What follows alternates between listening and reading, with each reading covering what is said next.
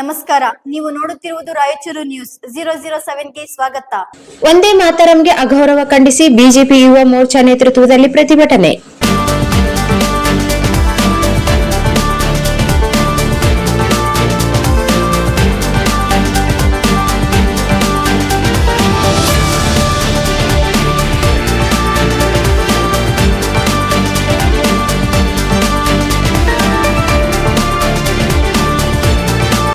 ಕಾಂಗ್ರೆಸ್ ಪಕ್ಷದ ರಾಷ್ಟ್ರೀಯ ಕಚೇರಿಯಲ್ಲಿ ನಡೆದ ಸ್ವಾತಂತ್ರ್ಯ ದಿನಾಚರಣೆ ಕಾರ್ಯಕ್ರಮದ ಸಂದರ್ಭದಲ್ಲಿ ವಂದೇ ಮಾತರಂ ಗೀತೆಗೆ ಅಗೌರವ ತೋರಿಸಲಾಗಿದೆ ಎಂದು ಆರೋಪಿಸಿ ಬಿಜೆಪಿ ಯುವ ಮೋರ್ಚಾ ರಾಯಚೂರು ನೇತೃತ್ವದಲ್ಲಿ ಭಾನುವಾರ ಸಂಜೆ ನಗರದ ಡಾ ಬಿ.ಆರ್. ಅಂಬೇಡ್ಕರ್ ವೃತ್ತದಲ್ಲಿ ಪ್ರತಿಭಟನೆ ನಡೆಸಲಾಯಿತು.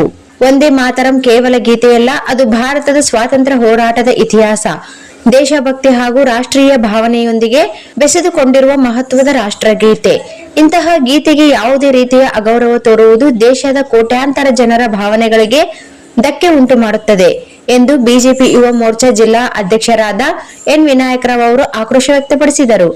ಕಾಂಗ್ರೆಸ್ ರಾಷ್ಟ್ರೀಯ ಕಚೇರಿಯಲ್ಲಿ ನಡೆದ ಕಾರ್ಯಕ್ರಮದ ವಿಡಿಯೋ ಹಾಗೂ ಈ ಕುರಿತು ಪ್ರಕಟವಾದ ಪತ್ರಿಕಾ ವರದಿಗಳನ್ನು ಉಲ್ಲೇಖಿಸಿದ ಬಿಜೆಪಿ ಯುವ ಮೋರ್ಚಾ ಮುಖಂಡರು, ರಾಷ್ಟ್ರೀಯ ಗೀತೆ ಮತ್ತು ರಾಷ್ಟ್ರದ ಗೌರವವನ್ನು ಕಾಪಾಡುವುದು ಪ್ರತಿಯೊಬ್ಬ ಭಾರತೀಯನ ಕರ್ತವ್ಯವಾಗಿದೆ ಎಂದು ಹೇಳಿದರು. ವಂದೇ ಮಾತರಂಗೆ ಗೌರವ ನೀಡುವ ವಿಚಾರದಲ್ಲಿ ಯಾವುದೇ ರಾಜಕೀಯ ಭೇದ ಭಾವ ಇರಬಾರದು ಎಂದು ಆಗ್ರಹಿಸಿದರು. ಪ್ರತಿಭಟನೆಯ ಸಂದರ್ಭದಲ್ಲಿ ವಂದೇ ಮಾತರಂ ಗೀತೆಗೆ ಅವಮಾನ ಖಂಡಿಸುತ್ತೇವೆ, ವಂದೇ ಮಾತರಂ, ಭಾರತ್ ಮಾತಾ ಕಿ ಜೈ ಎಂಬ ಘೋಷಣೆಗಳನ್ನು ಕೂಗಲಾಯಿತು.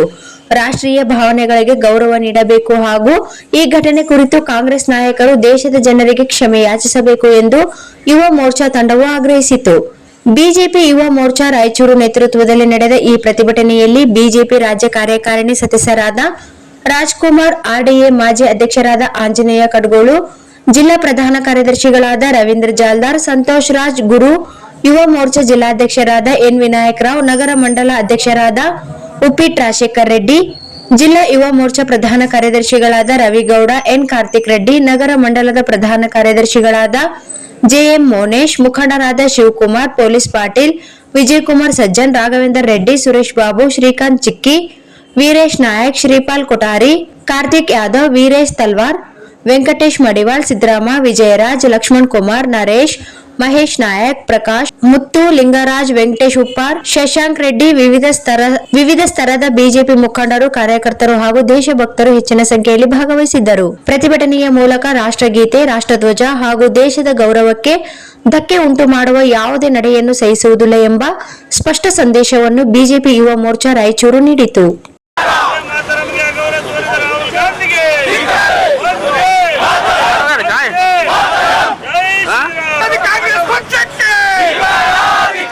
ದೇಶ ವಿರೋಧಿ ಕಾಂಗ್ರೆಸ್ ಪಕ್ಷಕ್ಕೆ,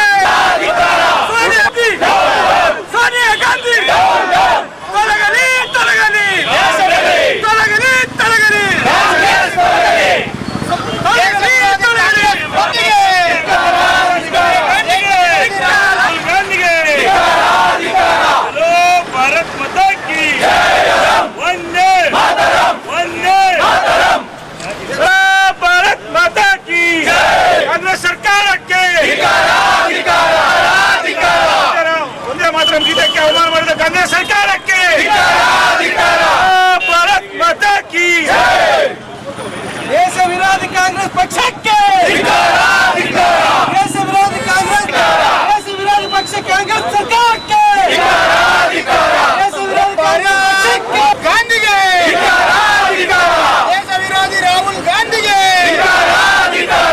ಭಾರತ್ ಮಾತಾ ಕಿ, ಭಾರತ್ ಮಾತಾ ಕಿ, ವಂದೇ ಮಾತರಂ ವಿರೋಧಿ ಸೋನಿಯಾ ಗಾಂಧಿಗೆ, ವಂದೇ ಮಾತರಂ ವಿರೋಧಿ ರಾಹುಲ್ ಗಾಂಧಿಗೆ, ಮಾತರಂ ವಿರೋಧಿ ಮಲ್ಲಿಕಾರ್ಜುನ್ ಖರ್ಗೆಗೆ, ವಂದೇ ಮಾತರಂ ವಿರೋಧಿ ಕಾಂಗ್ರೆಸ್,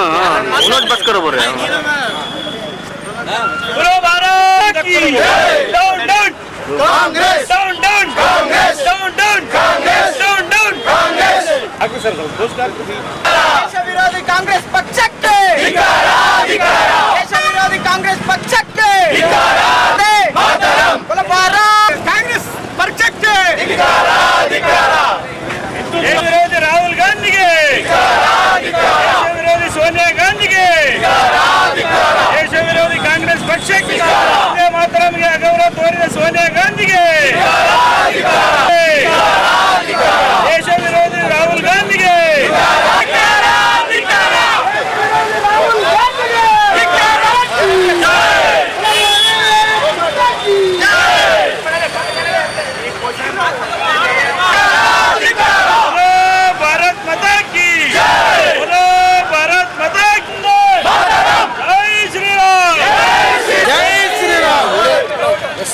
ಸೋನಿಯಾ ಗಾಂಧಿ ಸೋನಿಯಾ ಗಾಂಧಿ ಸೋನಿಯಾ ಗಾಂಧಿ ರಾಹುಲ್ ಗಾಂಧಿ ರಾಹುಲ್ ಗಾಂಧಿ ರಾಹುಲ್ ಗಾಂಧಿ ಮಲ್ಲಿಕಾರ್ಜುನ ಖರ್ಗೆ ಮಲ್ಲಿಕಾರ್ಜುನ ಖರ್ಗೆ ಮಲ್ಲಿಕಾರ್ಜುನ ಖರ್ಗೆ ಸೋನಿಯಾ ಗಾಂಧಿ ಸೋನಿಯಾ ಗಾಂಧಿ ಕಾಂಗ್ರೆಸ್ ಪಕ್ಷ ಕಾಂಗ್ರೆಸ್ ಪಕ್ಷ ಸೋನಿಯಾ ಗಾಂಧಿ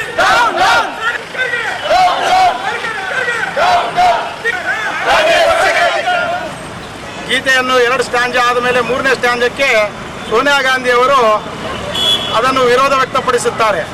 ಆ ಸೋನಿಯಾ ಗಾಂಧಿ ಮಾಡಿದ ಆ ಒಂದು ಸಂದರ್ಭವನ್ನು ವಿರೋಧ ವ್ಯಕ್ತಪಡಿಸುತ್ತಾ ಇವತ್ತು ಬಿಜೆಪಿ ಯುವ ಮೋರ್ಚಾದಿಂದ ಇವತ್ತು ಪ್ರತಿಭಟನೆಯನ್ನು ಇಂದು ಹಮ್ಮಿಕೊಳ್ಳಿದ್ದೇವೆ.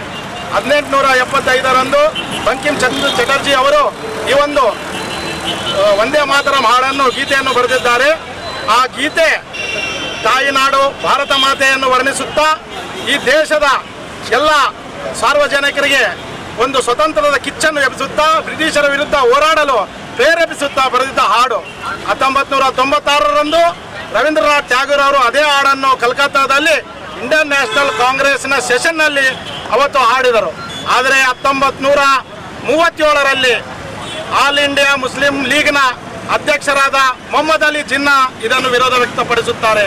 ಯಾಕಂದರೆ ವಂದೇ ಮಾತರಂನ 3ನೇ 4ನೇ ಸ್ಟ್ಯಾಂಜದಲ್ಲಿ ಹಿಂದೂ ಧರ್ಮದ ಒಂದು ಭಾವವನ್ನು ಎಬ್ಬಿಸುತ್ತದೆ ಮತ್ತು ದುರ್ಗಾ ಮಾತೆಯ ಬಗ್ಗೆ ವಿವರಣವಾಗಿ ಹೇಳುತ್ತದೆ. ಅದರ ಸಲುವಾಗಿ ಮೊಹಮ್ಮದ್ ಅಲಿ ಜಿನ್ನಾ ಅವರು ಅದನ್ನು ವಿರೋಧ ವ್ಯಕ್ತಪಡಿಸುತ್ತಾರೆ. ಅದೇ ವರ್ಷದಂದು 1937ರಲ್ಲಿ ಕಾಂಗ್ರೆಸ್ ಕಮಿಟಿ ಒಂದು ರೆಸಲ್ಯೂಷನ್ ಪಾಸ್ ಮಾಡುತ್ತೆ. ವಂದೇ ಮಾತರಂ ಹಾಡು 2 ಸ್ಟ್ಯಾಂಜ ಆಡಬೇಕು, ಉಳಿಕಿದ್ದು ಆಡಬಾರ್ದು ಅಂತ ಒಂದು ರೆಸಲ್ಯೂಷನ್ ಪಾಸ್ ಮಾಡುತ್ತೆ.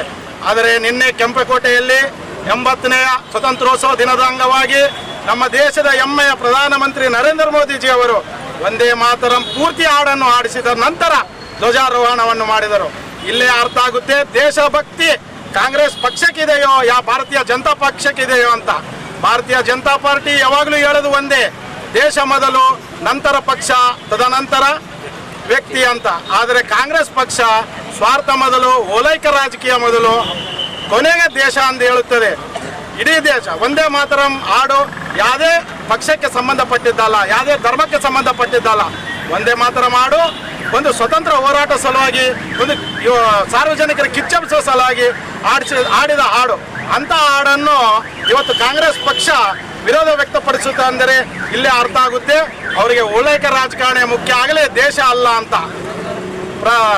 ಸೋನಿಯಾ ಗಾಂಧಿ, ರಾಹುಲ್ ಗಾಂಧಿ ಮತ್ತು ಕರ್ನಾಟಕ ಕಾಂಗ್ರೆಸ್ ಪಕ್ಷ ಇಡೀ ದೇಶದ ಜನತೆಗೆ ಕ್ಷಮಾಪಣೆ ಕೇಳಬೇಕು ಎಂದೇಳಿ ಇವತ್ತು ಯುವ ಮೋರ್ಚಾ ವತಿಯಿಂದ ನಾವು ಆಗ್ರಹಿಸುತ್ತಿದ್ದೇವೆ. ಕಾಂಗ್ರೆಸ್ ಪಕ್ಷದ ಕೇಂದ್ರ ಕಚೇರಿಯಲ್ಲಿ ನಡೆದ ಧ್ವಜಾರೋಹಣ ಕಾರ್ಯಕ್ರಮದಲ್ಲಿ ವಂದೇ ಮಾತರಂ ಗೀತೆ ಹಾಡುವಾಗ ಕಾಂಗ್ರೆಸ್ ಪಕ್ಷದ ನಾಯಕರುಗಳಾದ ರಾಹುಲ್ ಗಾಂಧಿ, ಸೋನಿಯಾ ಗಾಂಧಿ ಅವರು ದುರುದ್ದೇಶಪೂರ್ವಕವಾಗಿ ವಂದೇ ಮಾತರಂ ಗೀತೆಯನ್ನ ನಿಲ್ಲಿಸುವ ಪ್ರಯತ್ನ ಮಾಡಿದ್ರು. ಇದು ದೇಶಕ್ಕೆ ಅವರು ಮಾಡಿರುವಂತ ದೊಡ್ಡ ದ್ರೋಹ ಮತ್ತು ಅಪರಾಧ. ಇದು ಮೊದಲೆಲ್ಲ ಕಾಂಗ್ರೆಸ್ ಸ್ವತಂತ್ರ ಪೂರ್ವದಿಂದಲೂ ಯಾವಾಗಲೂ ವಂದೇ ಮಾತರಂನ ವಿರೋಧ ಮಾಡುತ್ತಾ ಬಂದಿದೆ. ವಂದೇ ಮಾತರಂ ಇವರಿಗೆ ಕೇವಲ ಇದನ್ನ ತಾಯಿ ದುರ್ಗೆ ರೂಪದಲ್ಲಿ ಮತ್ತು ಹಿಂದೂಗಳ ಭಾವನೆಯನ್ನ ವಂದೇ ಮಾತರಂ ಅಲ್ಲಿ ಇರೋ ಒಂದು ಕಾರಣಕ್ಕೆ ಕಾಂಗ್ರೆಸ್ ಪಕ್ಷ ಇದನ್ನ ವಿರೋಧ ಮಾಡ್ತಾ ಇದೆ. ಕಳೆದ ಸ್ವತಂತ್ರ ಸಿಕ್ಕು 75 ವರ್ಷಗಳ ನಂತರ ಈ ಏನು ಸಂವಿಧಾನಿಕ ಮಾನ್ಯತೆ ಮತ್ತು ಸಂವಿಧಾನಿಕ ರಕ್ಷಣೆ ಕೊಡಬೇಕಾದ್ರೆ ಅದಕ್ಕೆ ಭಾರತೀಯ ಜನತಾ ಪಕ್ಷ ಅಧಿಕಾರಕ್ಕೆ ಬರಬೇಕಾಯ್ತು. ಇಂದು ಮಾನ್ಯ ಮೋದಿ ಅವರ ಸರ್ಕಾರ ವಂದೇ ಮಾತರಂಗೆ ಸಂವಿಧಾನಿಕ ರಕ್ಷಣೆ ಕೊಟ್ಟಿದೆ. ಇವತ್ತು ಎಲ್ಲಾ ಕಡೆ ವಂದೇ ಮಾತರಂ ಹಾಡಬೇಕಂತ ಆದೇಶ ಆಗಿದೆ. ಇದಾದ ನಂತರವೂ ಕಾಂಗ್ರೆಸ್ ಪಕ್ಷ ತನ್ನ ಈ ದುರ್ನಡವಳಿಕೆ ತನ್ನ ನೀತಿಯನ್ನ ನಿನ್ನೆ ಸ್ವಾತಂತ್ರ್ಯ ದಿನೋತ್ಸವದಲ್ಲಿ ತೋರಿಸಿದೆ. ಇಂತಹ ನಡವಳಿಕೆ ಮಾಡಿದ ಕಾಂಗ್ರೆಸ್ ಪಕ್ಷದ ಮುಖಂಡರಾದ ರಾಹುಲ್ ಗಾಂಧಿ, ಸೋನಿಯಾ ಗಾಂಧಿ ಮತ್ತು ಅವರೆಲ್ಲರ ವಿರುದ್ಧ FIR ಆಗಬೇಕು. ಅವ್ರ ಮೇಲೆ ಏನಂತ